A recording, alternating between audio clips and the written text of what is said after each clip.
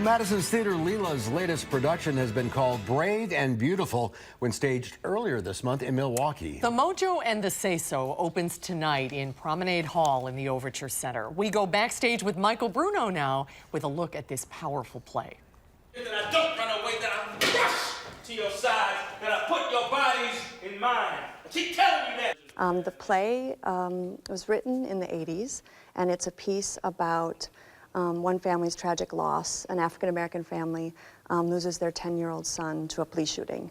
And so this is the 3 years later after the shooting, and they're sort of grappling with that loss still today. Working on the car in our living room every hour. And the way the story unfolds and the way the story talks about these issues was kind of perfect, because it doesn't hit you over the head in a strong political way.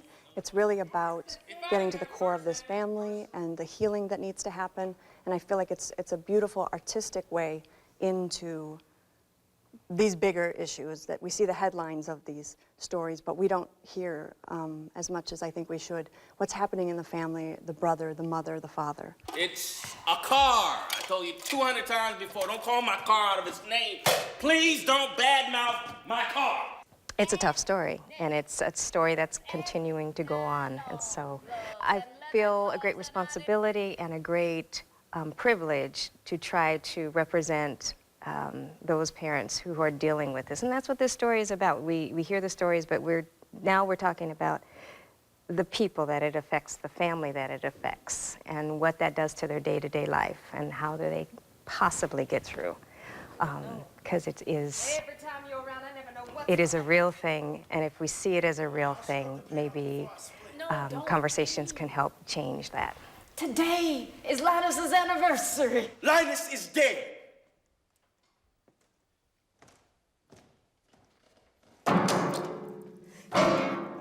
Sister, do not despair.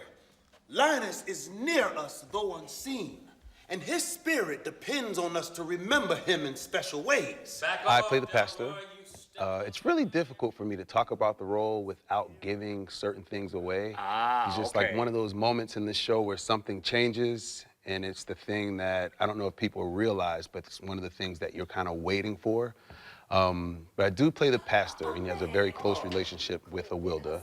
Her character, of course, has sort of blindly turned to religion in order to deal with the death of her son. I think it's an opportunity for people, after seeing this, to, instead of having blind faith, to maybe have an opportunity to reflect whether their religion, they're just going after their religion because it's what their mother said or it's what they're supposed to do, or whether they're really walking a spiritual line for some sort of spiritual development and healing.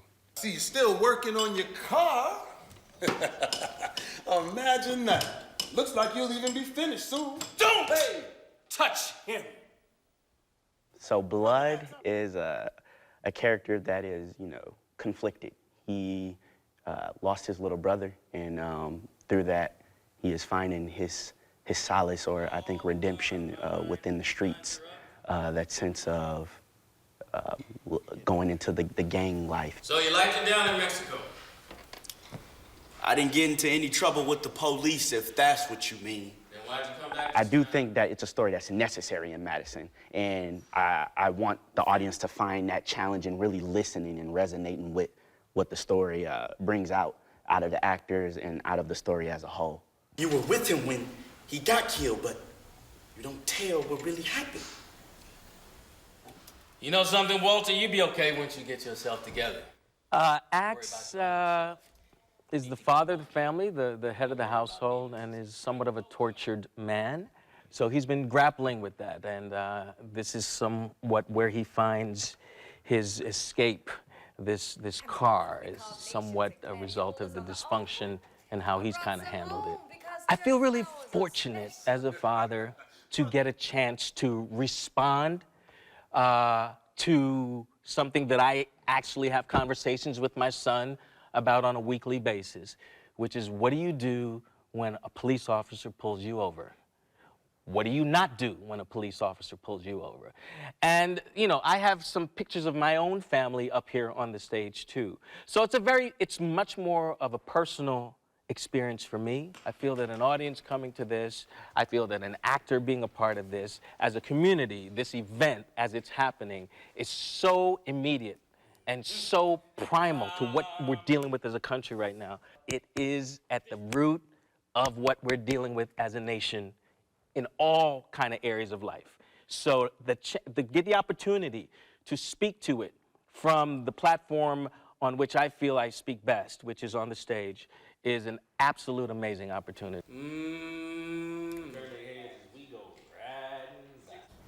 Michael's joining us now. This was written 30 years ago. It could have been written yesterday. It could have been written yesterday. It's an amazingly powerful piece of theater, and it's very rarely ever performed, which I find fascinating. And now it's coming to Madison. I think it's a brilliant time for it to be presented here. It's very provocative, and I understand that Gavin, who plays the father in the original production, played the son. Is that right? I don't think it was the original production, but a production that he did previously. 10, 15 years ago. Yes, he played the son, and now he's playing the father. Oh, that's amazing. It is amazing, and he is such an incredible man. He's had a wonderful interview, and he's so powerful.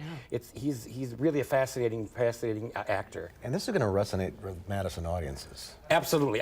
They did it in Milwaukee and did it for a very brief time, and they had a very visceral response from the audience. The audience actually had a response to the play as they were producing, which is very rare for a drama, to have people actually vocally saying things. So it'll be interesting to see how the Madison audiences respond to this show. Did we meet most of the cast? Or We is met all the there cast. we met cast. the whole Only cast. four, yeah, We and met the all car. The car, they say, is the 5th cast member, which is unbelievable that they found those pieces and put that car on the stage.